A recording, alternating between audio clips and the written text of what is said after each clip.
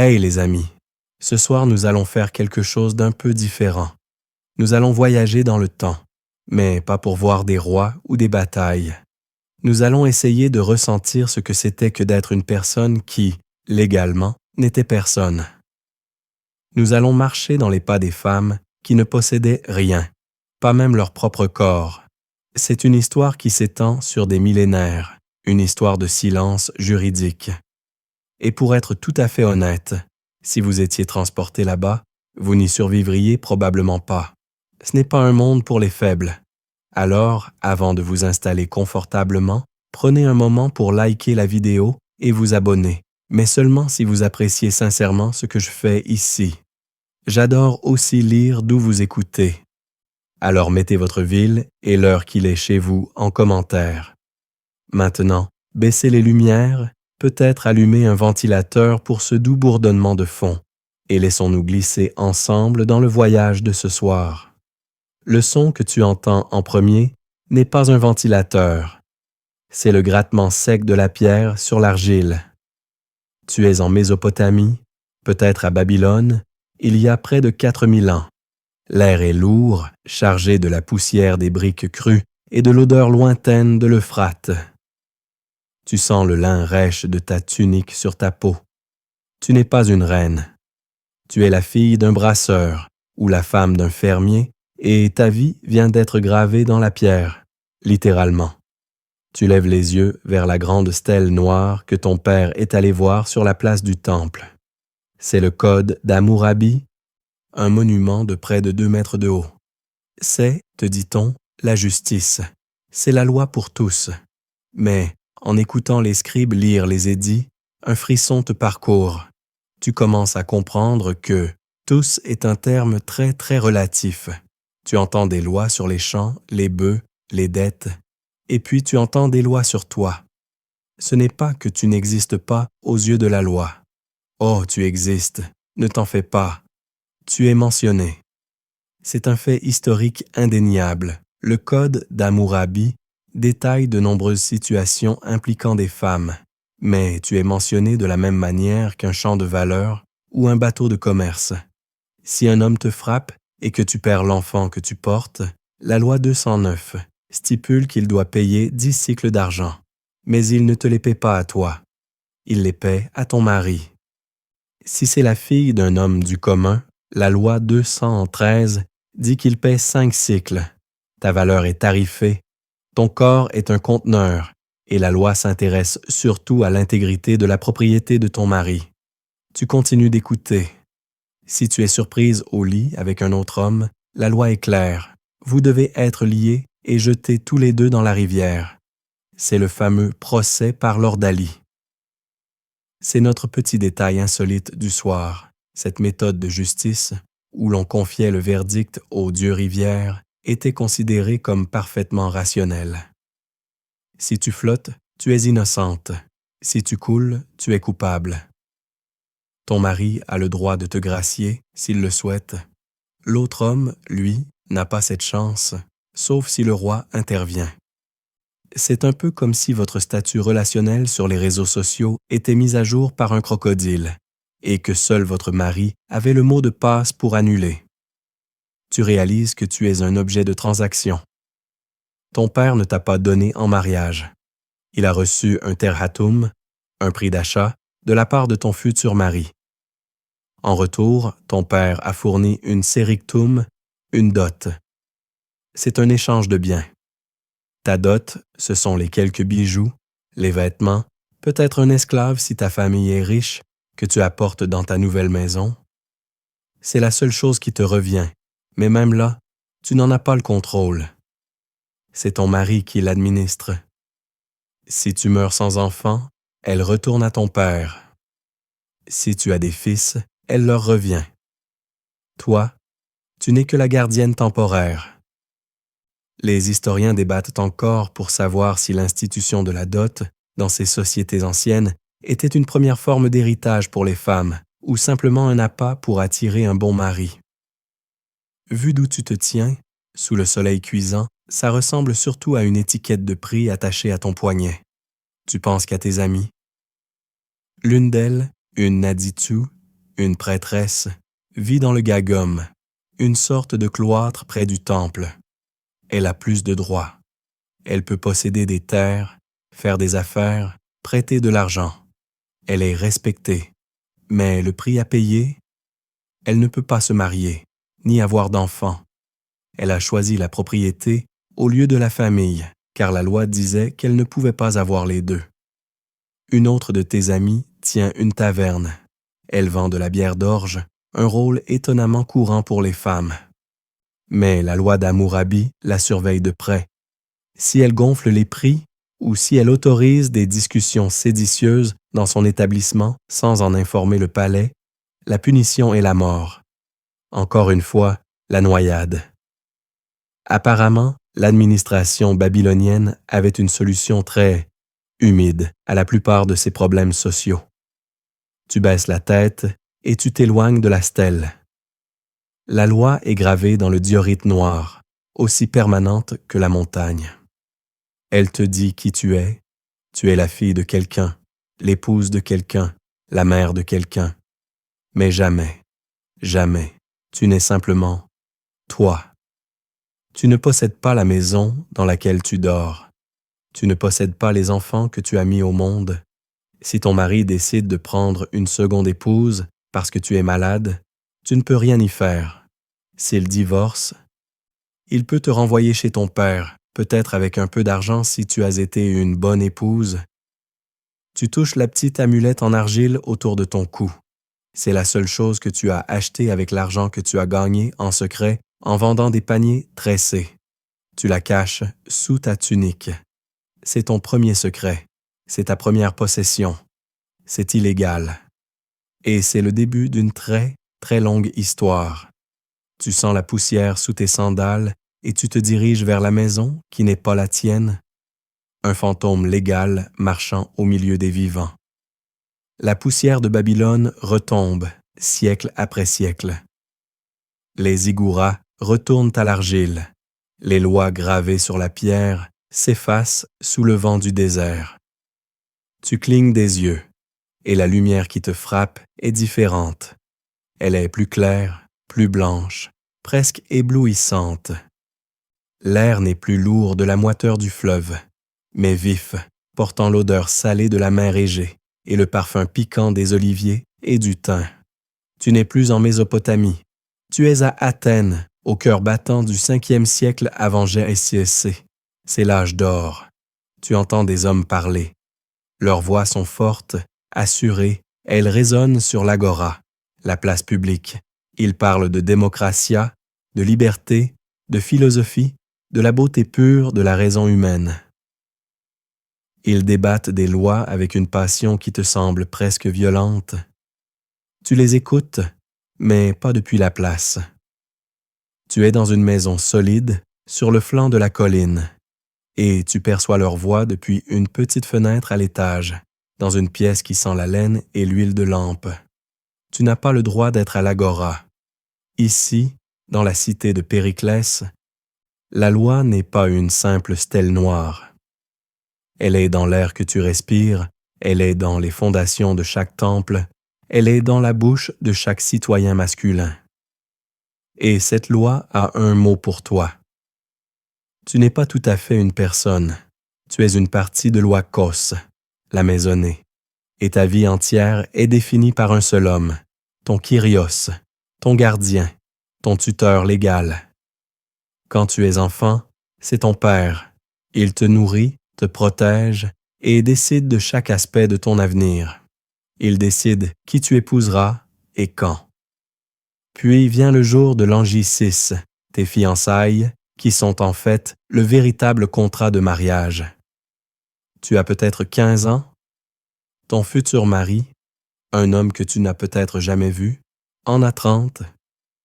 La cérémonie n'est pas une déclaration d'amour, c'est un contrat public, pas entre toi et lui, mais entre ton père et lui.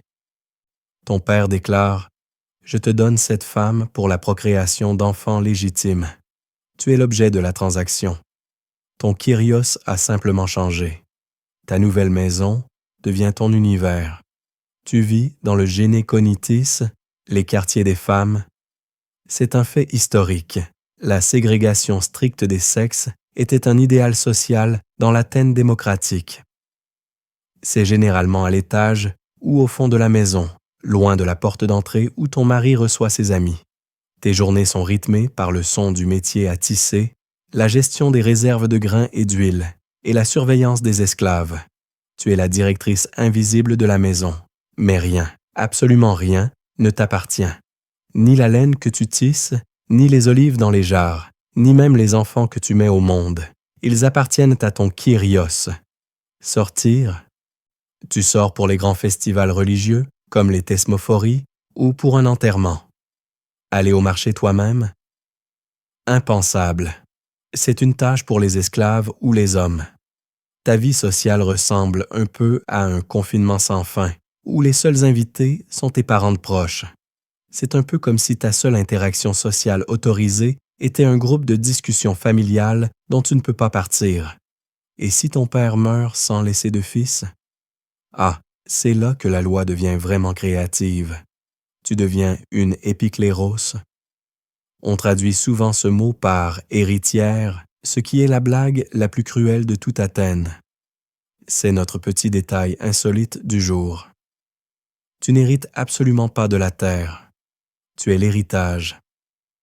La loi t'attache physiquement à la propriété de ton père, et elle oblige ton plus proche parent masculin, souvent ton oncle ou ton cousin germain, à t'épouser, même s'il est déjà marié et doit divorcer. Le but? Produire un fils.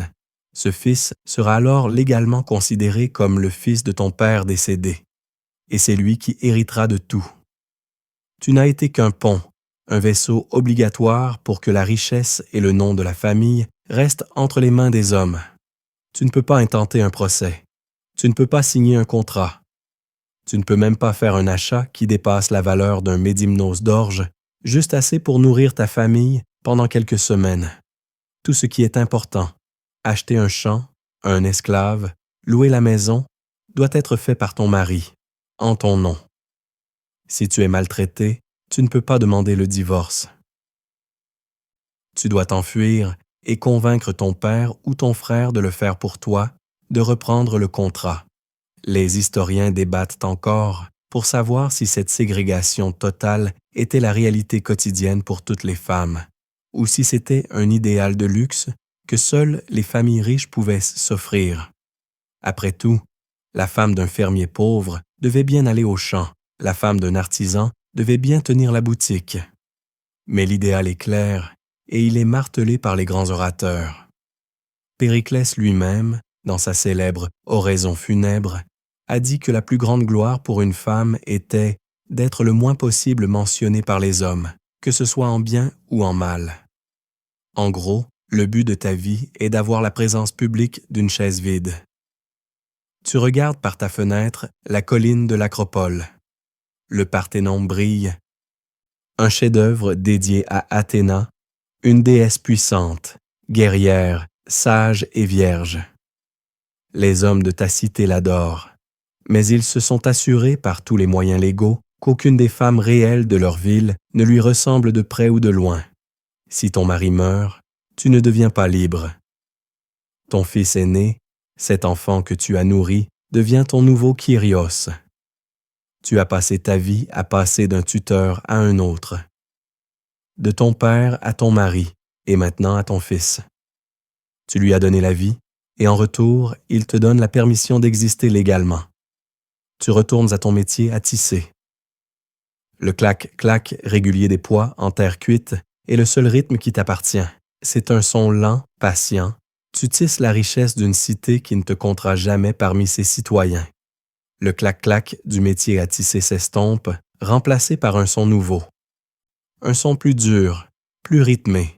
C'est le bruit des sandales cloutées, les caliguets, des soldats qui frappent les pavés de pierre. Tu as encore changé de lieu, et cette fois, l'air n'est ni poussiéreux ni salé. Il est organisé. Il sent la pierre fraîchement taillée, la fumée de milliers de foyers, le cuir et le vague relent des égouts qui courent sous la ville. Tu es à Rome, peut-être sous la République ou au début de l'Empire. c'est la ville de la loi. Les Grecs t'ont peut-être enfermé à l'étage pour t'ignorer, mais les Romains, eux, ont passé un temps fou à te définir légalement. Et ils t'ont défini d'une manière incroyablement simple. Tu es sous la manus, la main. Plus précisément, tu es sous la patria potestas, l'autorité du Père. C'est le concept central de toute la société romaine, le ciment qui tient la République. C'est notre fait historique majeur du soir.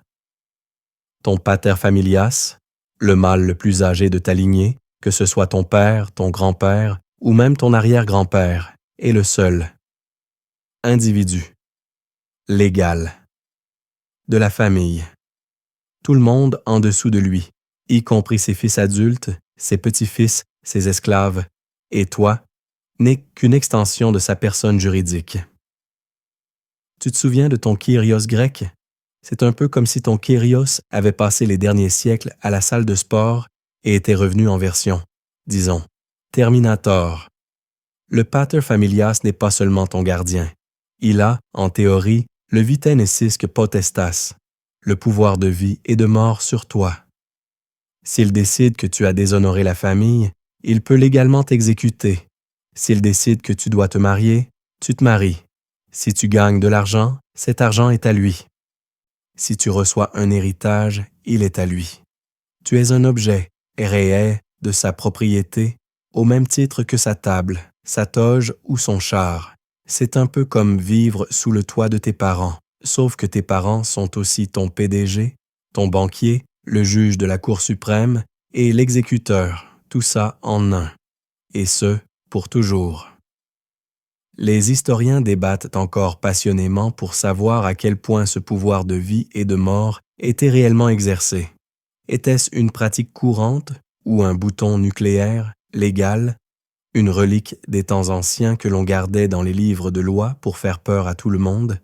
La plupart s'accordent à dire qu'à l'époque classique, tuer sa fille était socialement mal vu, disons. Mais le fait que la loi le permette en disait long. La menace suffisait. Alors tu grandis dans cette maison. Tu apprends à gérer l'énorme maisonnée, les esclaves, les comptes. Tu es éduqué, souvent bien plus que ton homologue grec. Tu peux sortir, tu vas au terme, dans les sections réservées aux femmes, au théâtre, aux jeux du cirque, aux banquets. Tu n'es pas caché comme l'Athénienne. Mais légalement, tu es une non-entité. Puis vient ton mariage. C'est là que les choses deviennent intéressantes. Tu as deux options, et bien sûr, tu ne les choisis pas. Ton père les choisit pour toi. La première, c'est le mariage cum manu, avec la main. C'est la forme la plus ancienne et la plus traditionnelle. Le jour de ton mariage, tu quittes la potestas de ton père. Tu es enfin libre de lui. Pendant environ 30 secondes. Car tu passes immédiatement sous la manus de ton mari. Tu changes juste de propriétaire. Et le plus savoureux. Légalement, tu n'es plus considéré comme sa femme. Tu as maintenant le statut légal exact de sa fille. C'est vrai, tu es devenue la sœur légale de tes propres enfants, tous soumis au même pater familias, ton mari. Tu ne peux rien posséder. Ta dot, do, est entièrement absorbée par la famille de ton mari. Tu as disparu d'une lignée pour réapparaître dans une autre. Mais Rome n'était pas statique. Avec le temps, une forme plus moderne est apparue, le mariage sine manu, sans la main. C'est devenu très courant à la fin de la République. Dans ce cas, tu te maries, mais tu restes légalement sous l'autorité de ton père. Tu vis avec ton mari, tu as des enfants avec lui, mais tu appartiens toujours à ta famille d'origine. C'est mieux? Peut-être. Ta dot reste une entité plus ou moins séparée, que ton père peut récupérer si tu divorces ou s'il te force à divorcer. C'est une amélioration. Maintenant, tu n'appartiens plus à ton mari. Tu continues juste d'appartenir à ton père jusqu'à sa mort. C'est ce qu'on appelle le progrès, version romaine. Et il y avait des bizarreries légales incroyables. Voici notre détail insolite. Selon les 12 tables, La plus ancienne loi romaine, si un père vendait son fils 3 fois, le fils était enfin libéré de la patria potestas. C'était un rituel légal complexe impliquant un ami de confiance qui achetait et revendait le fils. Mais pour une fille, une seule vente suffisait. C'est presque efficace. C'est comme si la loi disait « On ne va pas s'embêter avec les formalités, une fois suffit pour elle ». Alors tu navigues dans ce monde. Tu es une matrone respectée. Tu élèves des fils qui deviendront sénateurs ou généraux. Tu diriges la maison d'un homme puissant. Tu as une influence sociale énorme, bien plus que l'athénienne. Mais si tu veux acheter un lopin de terre, tu dois demander la permission à ton tutor, un tuteur masculin, souvent ton père ou un autre parent désigné, qui doit approuver toute transaction financière majeure. Tu es une adulte, peut-être de 40 ans, mère de 5 enfants, gérant un domaine de 100 esclaves, et tu dois encore demander à ton oncle la permission d'acheter une chèvre. Tu te tiens sur le forum, entouré par la grandeur de marbre de Rome. Tu entends les avocats déclamer sur la dignitas, la gravitas et la justitia, la justice. Tu regardes tes propres mains. Elles ont pétri le pain, soigné les fièvres, tenu les cordons de la bourse de la maison. Mais aux yeux de cette grande loi qui t'entoure, elles sont vides. Elles ne peuvent rien tenir. Elles ne t'appartiennent même pas. Elles sont et seront toujours sous la main de quelqu'un d'autre. Tu te tiens là, sur le forum, un fantôme juridique au milieu de la plus grande puissance du monde. La patria potestas est un plafond de pierre au-dessus de ta tête, si bas que tu peux à peine te tenir droite. Mais en regardant autour de toi, au cœur même de Rome, tu remarques qu'il y a de minuscules, de très rares fissures dans ce plafond. Il y a des exceptions. Des femmes qui marchent dans la rue avec une assurance que tu n'as jamais ressentie. Des femmes qui, d'une manière ou d'une autre, ont échappé à la main d'un père ou d'un mari. Ton regard est attiré par un petit cortège qui se déplace avec une dignité silencieuse. À sa tête, un licteur, ce fonctionnaire qui marche normalement devant les plus hauts magistrats, écarte la foule. Et derrière lui, dans un chariot, ou peut-être marchant sur ses propres pieds, vêtu d'une stola blanche immaculée et de bandelettes de laine complexes, un fulail, dans ses cheveux, se trouve une femme. Ce n'est pas une matrone, c'est une vierge vestale. Elle est, sans aucun doute, la femme la plus privilégiée de toute la ville. Et tout commence par un sacrifice. C'est notre fait historique du soir. Lorsqu'elle était une jeune fille, entre 6 et 10 ans, le pontifex Maximus, le grand prêtre, l'a choisie. Il a prononcé une formule rituelle « Je te prends, Amata », et par cet acte, il l'a littéralement arrachée à la potestat de son père. Elle n'appartient plus à sa famille. Elle n'appartient à aucun homme. Elle devient sui iuris, légalement sienne. C'est le jackpot légal. Une vestale peut posséder des biens en son nom propre. Elle peut hériter. Elle peut rédiger un testament. Elle peut témoigner devant un tribunal sans l'autorisation d'un tuteur. Elle n'a pas de tutor. Elle est une personne à part entière aux yeux de la loi romaine. Ses privilèges sont immenses. Elle a les meilleures places au Colisée. Si elle rencontre un condamné à mort qu'on mène au supplice par le plus pur des hasards, elle a le droit de le gracier sur le champ. C'est un peu comme avoir un pass VIP pour la société romaine, qui inclut une carte sortée de prison à usage unique. Alors, tu te dis, c'est le poste idéal, non? Influence, richesse, liberté légale. Mais il y a bien sûr quelques petits détails dans le contrat de travail. Le premier, elle doit servir pendant 30 ans. 10 ans pour apprendre, 10 ans pour pratiquer, 10 ans pour enseigner. Le second, et c'est le plus important, elle doit rester vierge. Absolument, totalement, indéfectiblement vierge. Car sa pureté est liée à la sécurité de Rome. Son travail principal, garder le feu sacré de Vesta dans le temple au cœur du forum, perpétuellement allumée. Si le feu s'éteint par sa négligence, elle est conduite dans une pièce sombre par le Pontifex Maximus et corrigée, c'est-à-dire fouettée sans pitié. Mais si elle brise son vœu de chasteté, là, la loi romaine devient terriblement inventive. Voici notre détail insolite. On ne peut pas verser le sang d'une vestale, elle est sacrée, on ne peut donc pas l'exécuter. Alors, les Romains ont trouvé une solution de contournement très propre. Elle est conduite dans une procession silencieuse au Campus Sceleratus, le champ criminel.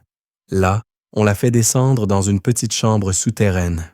On lui donne une miche de pain, une cruche d'eau, un peu de lait et une lampe à huile. Puis on scelle l'ouverture et on la laisse là.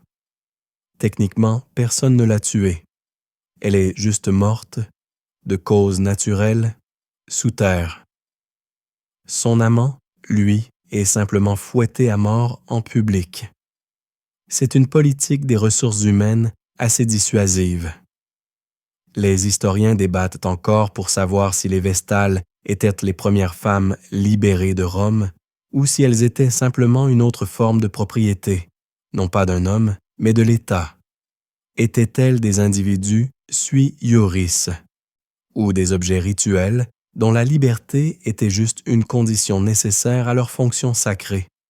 Mais il existe une autre fissure dans le plafond, une fissure que tu peux atteindre sans être enterrée vivante. Tu regardes les matrones autour de toi. Celles qui ont l'air fatiguées mais fières, la loi romaine, surtout sous l'empereur Auguste, avait un problème. Les riches familles aristocratiques ne faisaient plus assez d'enfants. L'élite se réduisait. Alors Auguste, dans sa grande sagesse et son pragmatisme un peu paniqué, a créé une incitation. C'est le ius trium liberorum, le droit des 3 enfants. C'est un autre fait historique crucial. Si tu es une femme née libre et que tu as donné naissance à 3 enfants qui ont survécu à la petite enfance, ce qui est déjà un exploit, la loi te récompense. Tu es libéré. Tu es émancipé de la tutela. Tu n'as plus besoin d'un tuteur pour approuver tes contrats, gérer ton argent ou vendre tes biens. Tu deviens sui iuris. Tu fais le calcul dans ta tête. Ce n'était pas un geste de libération de la femme. C'était une transaction. Donnez-nous 3 futurs soldats ou 3 futures mères et nous vous donnerons la permission d'être une personne. C'est un peu comme un programme de fidélité, où au lieu de gagner un café gratuit, tu gagnes tes droits fondamentaux. C'est une amélioration, c'est certain, mais le prix d'entrée est incroyablement élevé. Tu as donc tes 2 options pour l'autonomie légale. Option A. Devenir une icône religieuse quasi divine à l'âge de 7 ans, renoncer au mariage et aux enfants, et vivre avec la menace constante de mourir de faim dans une tombe si tu tombes amoureuse. Option B. Survivre à ton père, te marier sine manu, et survivre à au moins 3 accouchements à haut risque, puis élever ses enfants jusqu'à ce qu'ils soient assez grands pour compter. Tu regardes la Vestale s'éloigner, intouchable et isolée dans sa sainteté. Tu regardes la matrone avec ses 3 enfants bruyants qui s'accrochent à sa stola, son visage marqué par la fatigue, mais aussi par une autorité bien réelle. Ce ne sont pas des chemins, ce sont des exceptions, des anomalies que la loi a dû créer pour faire fonctionner le système. Pour toutes les autres, pour toi, la règle reste simple. Tu appartiens à quelqu'un. Tes mains sont toujours vides, attendant que le marbre de Rome se fissure. L'Empire, si éternel, si absolu, tremble. Tu sens un courant d'air froid que même les murs chauffés des thermes ne peuvent arrêter. C'est le vent du nord. Il porte avec lui le son des corps de guerre, l'odeur de la forêt humide, de la bière aigre et de la fumée de bois vert. Les barbares sont aux portes et ils ne font pas que frapper. Ils s'installent. Les Vandales, les Goths, les Francs. Tu clignes des yeux et le forum a disparu. Tu n'es plus dans une ville de pierre. Tu es dans un village de bois et de chaume, quelque part en Gaule du Nord ou peut-être en Germanie, au-delà du Rhin. L'Empire s'est effondré et ses lois complexes se dissolvent comme du sel dans la pluie. Tu te tiens au milieu d'un chaos apparent.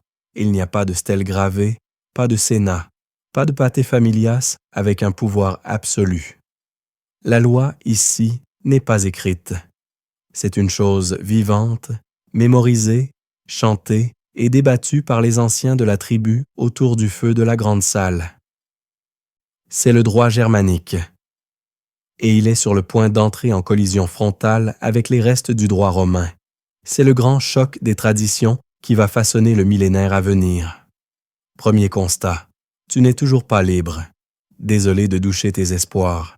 Le concept d'une femme sui iuris est aussi étranger ici que celui d'un bain chaud ou d'un aqueduc. Tu es, de ta naissance à ta mort, sous la monte ou mundium. C'est la tutelle, l'autorité protectrice d'un homme. C'est notre fait historique du soir. C'est, en gros, la version germanique de la potestas ou du Kyrios. Ton gardien s'appelle le Mundwald. C'est ton père, puis ton mari, puis ton fils aîné, ou ton plus proche parent masculin. Il te représente en justice, il autorise ton mariage, il gère tes biens. C'est un peu comme si tu avais changé de système d'exploitation, mais que le contrôle parental était toujours activé par défaut. Mais alors, qu'est-ce qui change? Quel est ce choc? Il est fondamental. À Rome, la loi était obsédée par la lignée paternelle. La propriété devait rester dans la famille du père. Toi, tu étais un pont, un vaisseau. Ici, c'est différent. La loi germanique est plus personnelle, et elle a un concept fascinant, le Vergeld. Le Vergeld, c'est le prix de l'homme, ou prix du sang. C'est une grille tarifaire incroyablement détaillée qui fixe la compensation due à la famille d'une victime pour un meurtre ou une blessure.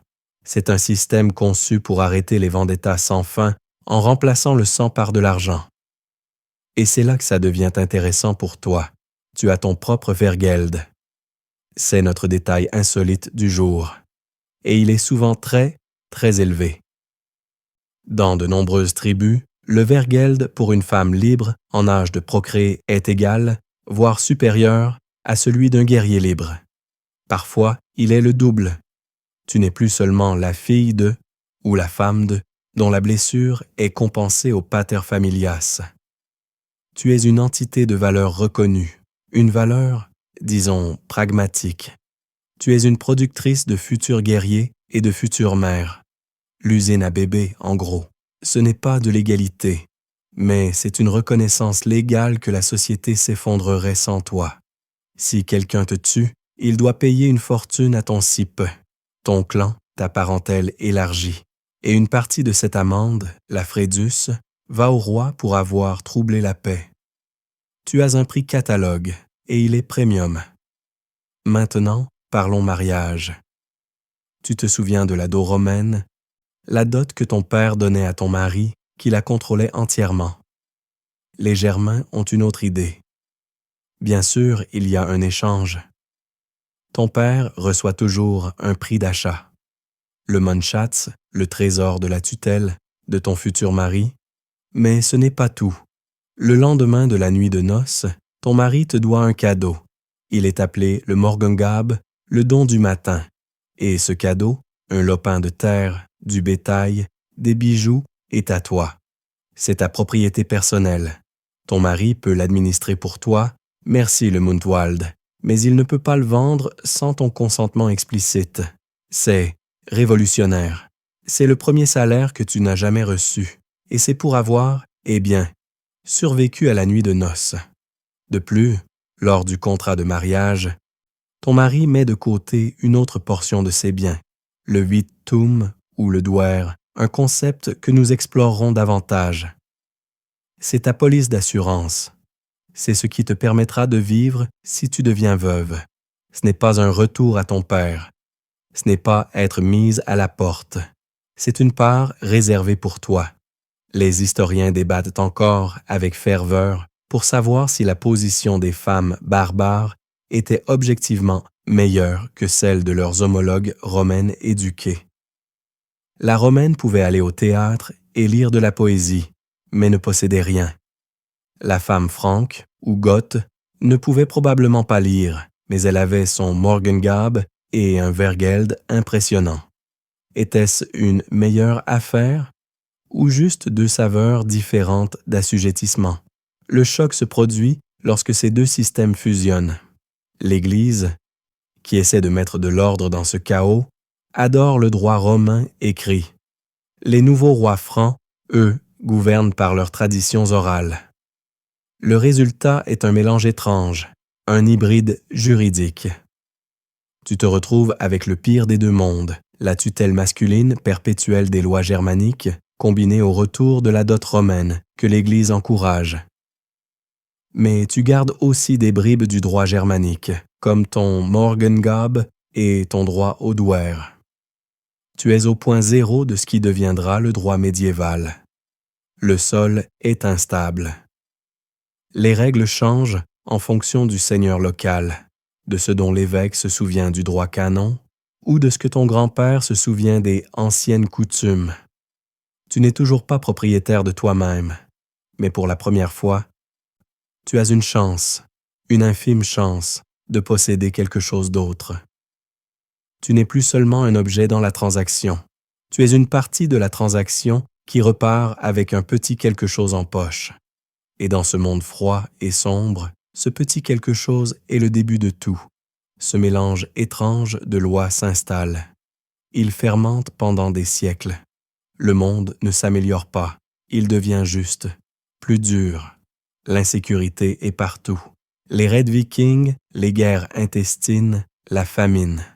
Les gens cherchent la protection et ils la trouvent auprès d'hommes forts, des guerriers à cheval qui ont construit des forteresses en bois, puis en pierre. Le pouvoir ne vient plus du droit romain, écrit, ou des assemblées tribales germaniques. Il vient d'une seule chose, la terre. Bienvenue dans le système féodal. Tu n'es plus une citoyenne romaine, ni une femme franque avec un Vergeld élevé. Tu es une âme vivant sur un fief. C'est le nouveau mot qui régit l'univers. Un fief, c'est une terre qu'un roi ou un grand seigneur, le suzerain, accorde à un homme de rang inférieur, le vassal, en échange de sa loyauté, de ses conseils et surtout de son service militaire. C'est notre fait historique de la soirée. L'ensemble du système féodal est un contrat de service militaire basé sur la propriété foncière. L'homme prête serment de fidélité et en retour, il obtient des champs, un village, des paysans, les serfs pour travailler la terre et un château pour se protéger. C'est un système d'hommes pour les hommes, basé sur la force militaire. Alors, où es-tu dans ce grand contrat? Tu es, pour le dire gentiment, le ciment. Tu es la monnaie d'échange humaine qui permet à ce système de se perpétuer. Tu n'es pas le vassal. Tu n'es pas le suzerain. Tu es ce qui est échangé entre eux pour sceller l'accord. Tu grandis dans un château en pierre. L'air est froid, il sent la paille humide, la fumée de bois et les chiens. Tu apprends à gérer la boulangerie, la brasserie, les réserves, à superviser le tissage, à connaître les herbes médicinales. Tu es formé pour être une administratrice compétente. Mais tu n'apprends pas à te battre. Et comme tu ne peux pas lever une épée ou porter une cotte de maille pour défendre le fief, la loi féodale te considère comme inapte. Tu ne peux pas tenir un fief en ton nom propre de la même manière qu'un homme. Que se passe-t-il alors si ton père, le baron, meurt, et s'il n'a pas de fils, seulement toi? Tu deviens, comme ton ancêtre athénienne, l'épicléros, une héritière. Mais c'est un mot trompeur. Tu n'hérites pas de la terre. Tu deviens la terre. Tu es le prix. Ton suzerain, le roi ou le duc dont ton père tenait le fief a maintenant un droit très spécifique sur toi. C'est le droit de garde, wardship, et le droit de mariage. Dès la mort de ton père, tu deviens la pupille de ton seigneur. Il te prend sous sa protection. C'est notre détail insolite, qui n'est pas si insolite que ça, mais plutôt terrifiant. Cette protection signifie qu'il prend possession de toutes tes terres. Il en perçoit tous les revenus jusqu'à ce que tu sois marié.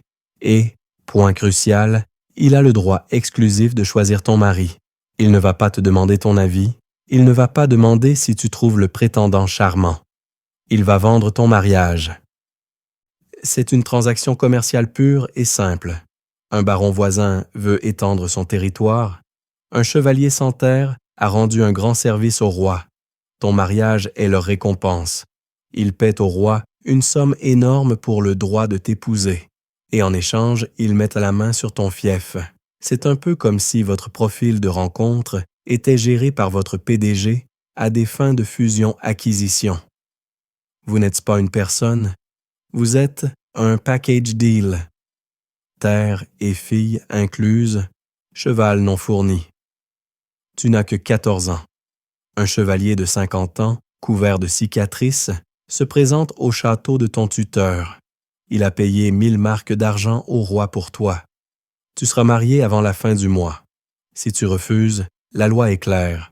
Tu dois payer une amende exorbitante à ton seigneur. Souvent l'équivalent de la somme qu'il aurait reçue en te vendant. Et devine quoi? Tu n'as pas cet argent, car il contrôle déjà tous tes revenus. Tu es piégé. Les historiens débattent encore pour savoir si ce droit de garde était à l'origine une véritable mesure de protection pour les héritières vulnérables dans un monde brutal ou s'il s'agissait simplement d'une forme d'extorsion légalisée, un moyen cynique pour les rois et les grands seigneurs de s'enrichir. Honnêtement, le consensus penche fortement vers l'extorsion. C'était une source de revenus majeure pour la couronne d'Angleterre et de France. Et si tu es la fille d'un simple chevalier ou d'un paysan libre, c'est la même logique, à plus petite échelle. Tu es un atout. Ton père te mariera à un voisin pour régler un différend sur une clôture ou pour acquérir 3 vaches et un champ d'orge supplémentaire. Ta dot n'est pas pour toi. C'est le prix que ton père paie pour se débarrasser de ta bouche à nourrir et pour acheter une alliance. Tu regardes les femmes autour de toi, les épouses des seigneurs qui dirigent le château d'une main de fer lorsque leurs maris sont partis à la guerre pendant 6 mois, mais qui ne peuvent pas signer un document sans leur autorisation. Tu regardes les paysannes dans les champs qui travaillent aussi dur que les hommes, qui labourent et sèment, mais qui, légalement, appartiennent au seigneur du domaine, tout comme la terre qu'elles cultivent. Tu es devenu une partie du paysage. Tu es un champ fertile à échanger. Tu es une tour de château à conquérir par le mariage. Tu es le sang qui unit 2 maisons, que tu le veuilles ou non. Tu es le pion le plus précieux sur l'échiquier féodal, et la seule chose que tu n'as pas le droit de faire, c'est de décider de ton propre mouvement. Tu attends que la main du Seigneur te saisisse et te place sur une nouvelle case pour sécuriser sa position. La main du Seigneur t'a déplacé sur l'échiquier.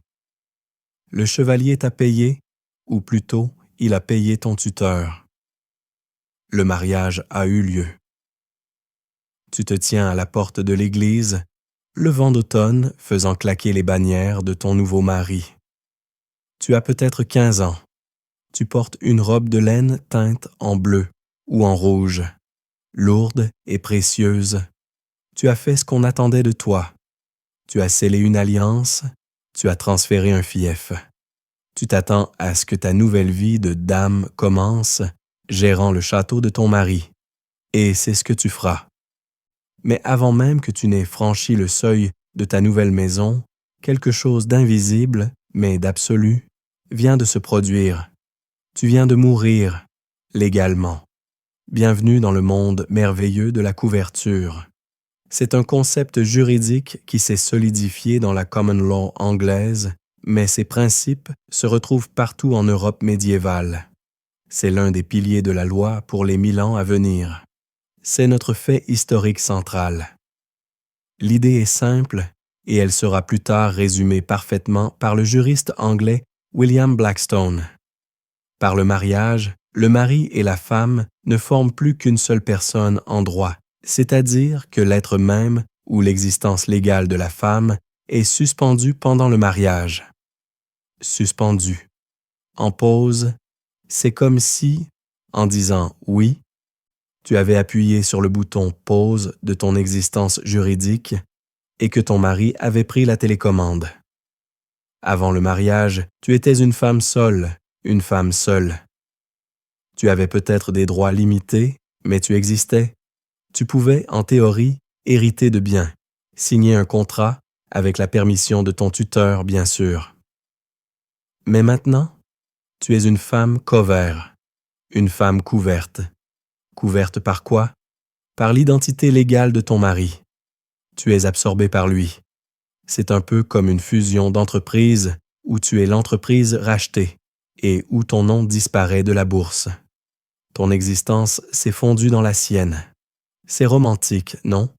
Sauf que cela signifie que tu ne possèdes plus rien, absolument rien.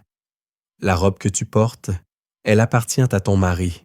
Les bijoux que ta mère t'a donnés, il peut les prendre et les vendre. Tu te souviens de ce Morgengab, ce don du matin que tes ancêtres germaniques, section 5, chérissaient?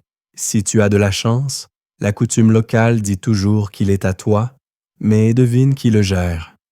Ton mari. S'il veut l'utiliser pour acheter de nouveaux chevaux de guerre, il le peut. Tu gagnes de l'argent en vendant la broderie que tu as mis 6 mois à faire. Cet argent est à lui. Tu reçois un héritage de ton oncle. Il tombe directement dans sa bourse. Tu es une administratrice, une directrice, une travailleuse, mais tu es une administratrice sans salaire et sans compte en banque. Mais ça va plus loin que l'argent. Tu ne peux pas signer de contrat. Tu ne peux pas intenter de procès. Tu ne peux pas être poursuivi en justice. Si tu sors et que tu achètes un poulet au marché, techniquement, c'est ton mari qui a fait l'achat. Si tu insultes la femme du boulanger et qu'elle veut te poursuivre pour diffamation, elle doit poursuivre ton mari, et il ne sera pas content. Tenter de te poursuivre en justice toi-même, c'est comme essayer de poursuivre son chien ou son cheval. C'est absurde aux yeux de la loi. Tu n'es pas une personne juridique, et ton corps, il appartient aussi à ton mari. La loi est très claire là-dessus. C'est ce qu'on appelle le droit conjugal. Il a droit à ta compagnie et à tes services. Et s'il n'est pas satisfait de tes services, la loi lui accorde un droit de correction. C'est notre détail insolite, et il est particulièrement sinistre. C'est de là que vient le mythe populaire de la règle du pouce, rule of thumb, l'idée qu'un mari pouvait légalement battre sa femme, à condition que le bâton utilisé ne soit pas plus épais que son pouce. Bien que cette règle spécifique n'ait peut-être jamais été une loi officielle, elle reflétait parfaitement une réalité juridique et sociale. Une correction physique modérée était considérée comme le droit normal d'un mari pour discipliner sa femme, tout comme il disciplinerait un enfant ou un serviteur. Les historiens débattent encore aujourd'hui pour savoir si la couverture a été conçue comme une forme de protection pour les femmes. L'idée était que, puisque les femmes étaient considérées comme plus faibles, le mari les protégeait des dures réalités du monde juridique, comme être poursuivi pour dette. Était-ce une cage protectrice ou simplement une cage? Indice, quand tu es à l'intérieur, la distinction est assez mince. La plupart s'accordent à dire que c'était avant tout un mécanisme incroyablement efficace pour consolider la richesse et le pouvoir entre les mains des hommes chefs de famille. Tu t'assois à la table du banquet de ton mariage. Le bœuf rôti est délicieux. L'hypocras, vin épicé, te monte à la tête. Ton mari, cet homme de 50 ans qui sent le cuir et la sueur, lève sa coupe vers toi. Il te sourit. Il est le propriétaire de ton nouveau château. Il est le propriétaire des champs qui s'étendent à perte de vue. Et il est, depuis 3 heures, ton propriétaire à toi aussi. Tu es devenu invisible. Ton nom de famille a disparu, remplacé par le sien. Ta propriété a disparu, absorbée par la sienne. Ta voix légale a disparu, remplacée par la sienne. Il y a une seule et unique façon pour toi de redevenir une personne aux yeux de la loi. Une seule façon de sortir de cette couverture. Ton mari doit mourir, et puis il meurt. Peut-être est-ce une flèche perdue lors d'un tournoi. Peut-être une fièvre que toutes tes herbes n'ont pu guérir. Ou peut-être, plus prosaïquement, s'est-il étouffé avec un os de poulet lors d'un banquet trop arrosé. La cause importe peu. Le résultat, lui, est sismique. Dans l'instant où son dernier souffle quitte son corps, cette couverture légale qui te rendait invisible, souviens-toi, la femme Covert de la section 7 est levée. Le soleil te frappe pour la première fois depuis des années. Tu n'es plus une femme couverte, tu es une veuve. Tu es, pour la première fois de ta vie d'adulte, une personne complète aux yeux de la loi. Tu es sui iuris, comme disaient les Romains. Tu peux signer des contrats, tu peux aller en justice. Tu peux gérer tes propres affaires. C'est un vertige. Mais avant de te précipiter pour acheter ce lopin de terre que tu as toujours voulu, il y a un petit détail à régler. L'argent. Tu n'as toujours rien, techniquement. Tout ce qui était à vous était à lui. Et maintenant, c'est à son héritier, probablement ton fils aîné, qui, jusqu'à hier, te devait obéissance, mais qui est aujourd'hui ton nouveau seigneur et maître. Sauf que tu as une assurance vie. C'est ta seule police d'assurance, celle que tu as signée à la porte de l'église le jour de ton mariage. C'est le douer. C'est notre fait historique central de la soirée. Ce n'est pas un cadeau. Ce n'est pas de la charité. C'est un droit légal. La loi, en particulier la common law anglaise, stipulait que tu avais droit, pour le reste de ta vie, à l'usufruit, c'est-à-dire le droit d'utiliser et de percevoir les revenus d'un tiers de toutes les terres que ton mari possédait au moment de votre mariage et de toutes celles qu'il a acquises depuis. Un tiers. Ce n'est pas rien. C'est un tiers des loyers des paysans, un tiers des récoltes, un tiers du produit du moulin. C'est ton revenu. C'est ta part. C'est ce qui te permet de ne pas être mise à la porte du château par ton propre fils et de ne pas finir tes jours à mendier. Mais attention au vocabulaire. Tu n'es pas propriétaire de ce tiers. Tu ne peux pas le vendre. Tu ne peux pas le donner à ta fille. Tu ne peux pas le léguer à un monastère dans ton testament. C'est un bail viager. Tu as le droit d'en profiter jusqu'à ta mort, moment auquel il retourne automatiquement à l'héritier de ton mari. C'est un peu comme si la loi te disait « Bon, vous pouvez vivre dans l'appartement et vous gardez tous les loyers, mais n'essayez pas de changer les serrures ou de vendre les meubles. Et obtenir ce tiers n'est pas une mince affaire. Ton fils, maintenant le baron, n'a peut-être aucune envie de céder un tiers de ses revenus à sa mère.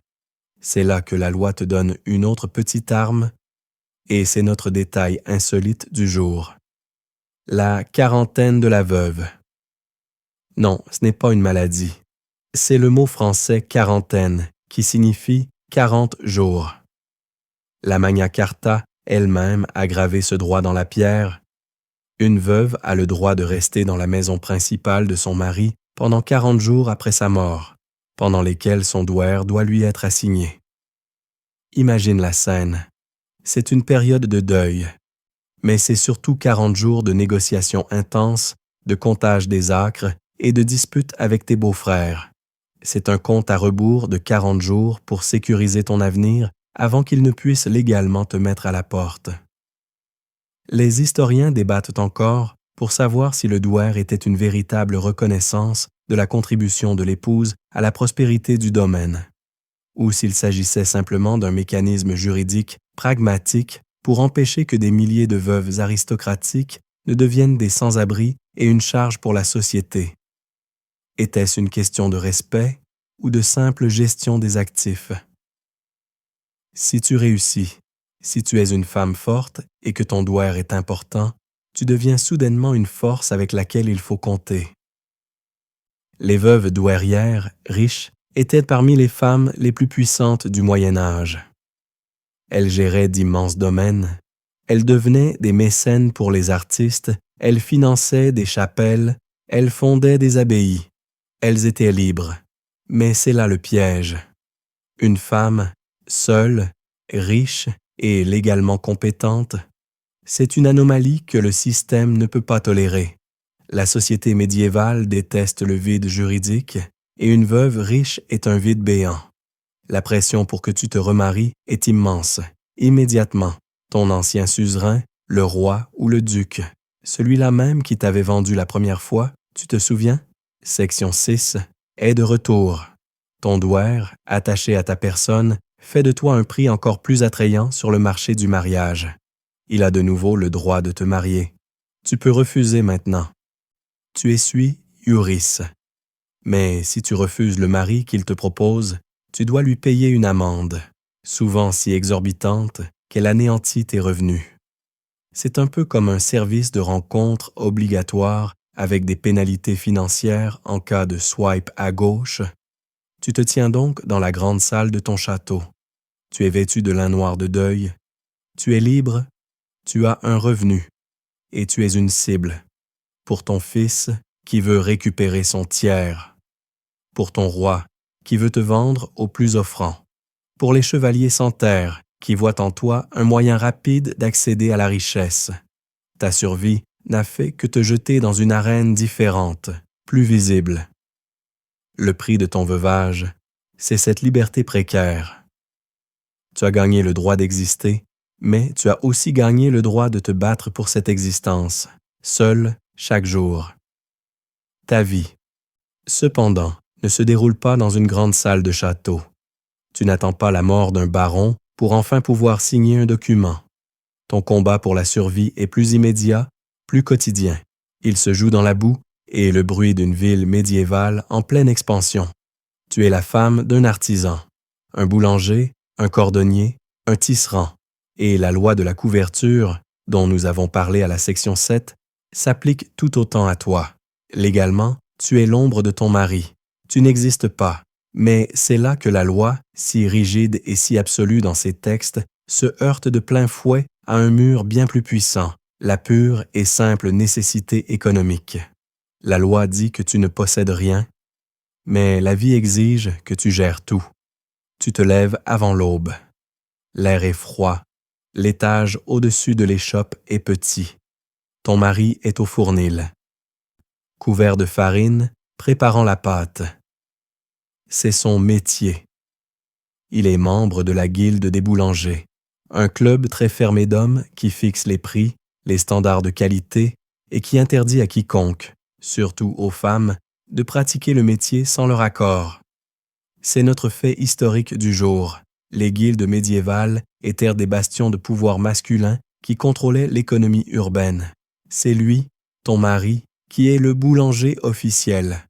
Mais qui est à l'avant, dans l'échoppe, quand le soleil se lève? C'est toi.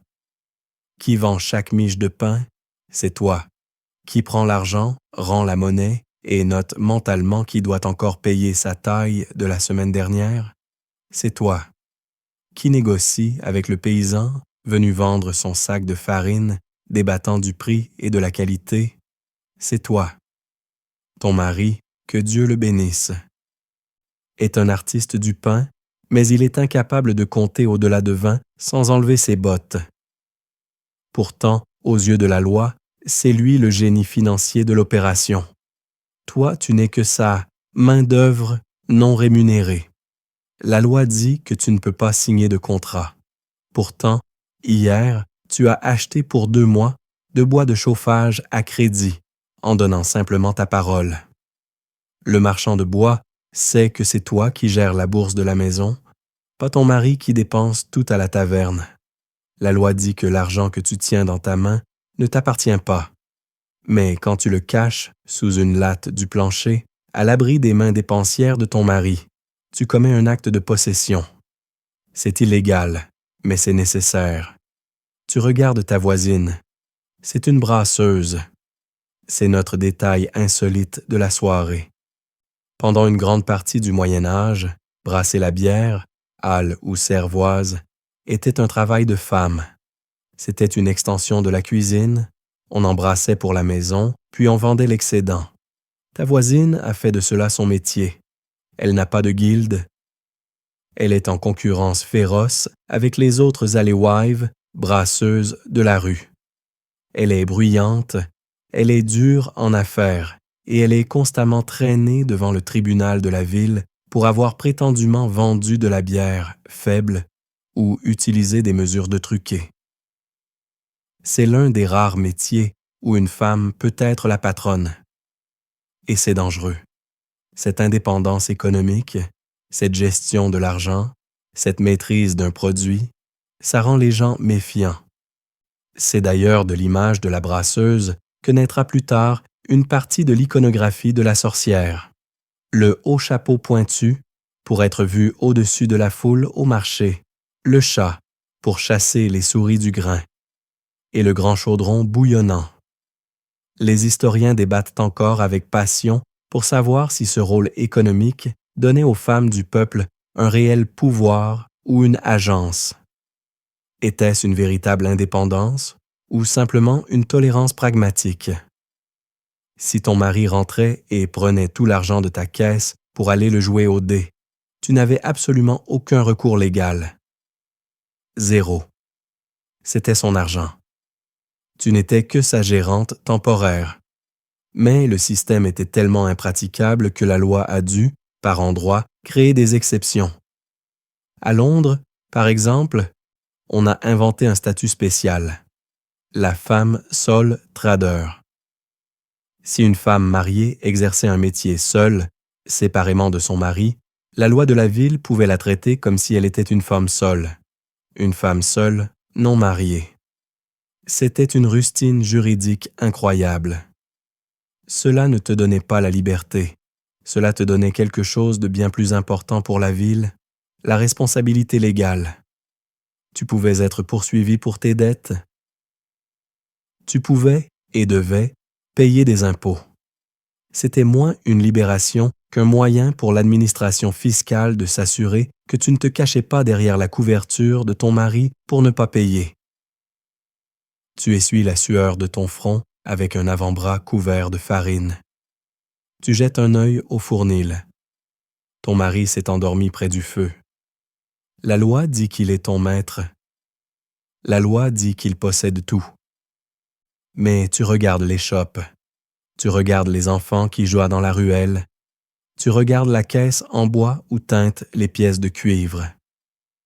La loi est une histoire que se racontent les hommes riches dans des salles chauffées. Ici, dans la rue, c'est ta survie. Et ta survie dépend de ta capacité à ignorer la loi chaque jour, juste pour que la vie continue. Tu as survécu. Tu es cette anomalie. Peut-être es-tu la veuve riche de la section 8, celle qui a tenu bon, qui a géré son douaire avec une main de fer et qui a payé l'amende exorbitante pour ne pas se remarier. Ou peut-être es-tu la brasseuse de la section 9, celle dont le mari s'est endormi pour de bon près de son fournil et qui a continué à gérer l'affaire seule. Tu es devenue une femme soul trader et ton commerce est florissant. Ou peut-être es-tu simplement une femme qui n'a jamais été mariée, une vieille fille qui a hérité d'une petite maison et d'un lopin de terre de son père. Dans tous les cas, tu as fait l'impensable. Tu es une femme et tu possèdes quelque chose. Tu es légalement visible. Tu n'es pas couverte par un homme.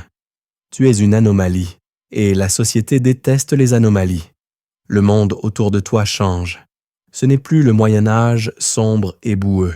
C'est le début de l'ère moderne. Nous sommes à la fin du 15e au 17e ou peut-être au début du 17e siècle. La Renaissance est en fleurs dans le Sud. Les universités débattent de Platon, la Réforme déchire l'Europe et une nouvelle invention fantastique, la presse à imprimer, propage les idées comme une traînée de poudre. L'air est vif, rempli de nouvelles idées et d'une nouvelle peur, intense et mortelle. Ton voisin, celui dont le cousin a essayé d'acheter ton champ l'année dernière et que tu as éconduit, perd une vache. Elle tombe malade et meurt. La femme du boulanger, ta concurrente, met au monde un enfant mort-né. Une tempête de grêle, juste avant la récolte, détruit le champ d'orge du seigneur local, mais pas le tien. Dans l'ancien temps, on aurait marmonné malchance ou la colère de Dieu. Mais maintenant, il y a une nouvelle explication. Une explication bien plus excitante, imprimée dans des petits livres bon marché que tout le monde peut s'acheter. C'est la sorcellerie. Et qui est la candidate parfaite? Toi, la femme qui vit seule, la femme qui est financièrement indépendante, la femme qui n'a pas d'homme pour la couvrir ou la protéger, la femme qui, de toute évidence, doit avoir fait un pacte avec le diable pour réussir là où tant d'hommes échouent. C'est le début de la grande chasse aux sorcières. C'est notre fait historique, et il est crucial de le noter. Ce n'est pas un phénomène médiéval. C'est un phénomène de l'ère moderne. L'apogée des bûchers coïncide avec Shakespeare, Galilée et la fondation des premières colonies en Amérique. Et les archives sont claires. Entre 75% et 85% des personnes accusées et exécutées pour sorcellerie en Europe étaient des femmes. L'accusation n'est pas aléatoire. C'est un outil. C'est une arme, et elle est pointée directement sur ta propriété. Voici notre détail insolite, et il est terrifiant. En 1497, deux inquisiteurs allemands, Kramer et Sprenger, publient le manuel ultime pour les chasseurs de sorcières, le Malus Maleficarum. Le marteau des sorcières. Ce livre, un best-seller international grâce à l'imprimerie, est un traité de misogynie pure et simple. Il explique, scientifiquement, pourquoi les femmes sont plus faibles, plus stupides, plus charnelles, et donc infiniment plus susceptibles de céder aux avances de Satan. Il fournit un guide étape par étape sur la façon de t'identifier, de t'interroger, lire, torturer et de te condamner. C'est un peu comme un livre de développement personnel pour les psychopathes, et ce livre, ainsi que d'autres lois locales, contient une clause très pratique. Lorsque tu es reconnu coupable de sorcellerie, un crime de lèse-majesté contre Dieu et le roi, qu'advient-il de tes biens?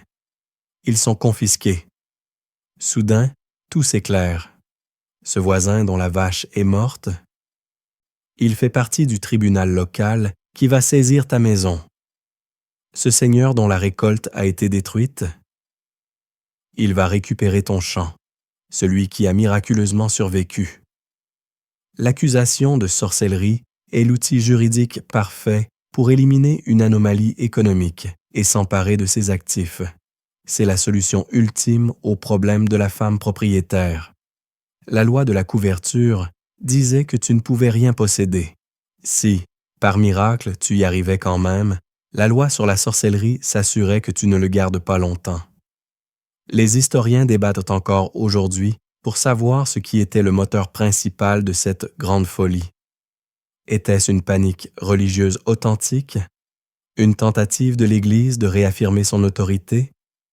Une forme de contrôle social pour réprimer les femmes indisciplinées, guérisseuses, sages-femmes, ou simplement celles qui avaient de mauvais caractère? Ou était-ce, comme le suggèrent de plus en plus d'études, un mécanisme économique brutal? Une façon pour les communautés et les élites locales d'éliminer leurs dettes. En t'accusant, tu ne peux plus réclamer ce qu'on te doit, et de s'approprier des terres dans une période de forte pression économique. Tu es amené devant le tribunal. On t'accuse d'avoir fait aigrir le lait, d'avoir provoqué l'impuissance de ton voisin, d'avoir volé sur un balai. Tu nies, bien sûr. Alors il te questionne. Il cherche la marque du diable, c'est-à-dire n'importe quel grain de beauté, cicatrice ou tache de naissance. Un inquisiteur y plante une aiguille. Si ça ne saigne pas, ou si, à cause du choc, tu ne cries pas, c'est la preuve. Tu es condamné. Tu es sur le bûcher. L'air sent la fumée et la peur. Tu regardes la foule. Tu vois le visage de ton voisin. Il tient déjà dans sa main le titre de propriété de ta maison, fraîchement signé par le magistrat. Ton existence légale, si chèrement acquise, s'achève dans le feu. Et ta propriété, la seule chose que tu avais réussi à tenir dans tes mains vides, retourne là où elle est censée être, entre les mains d'un homme.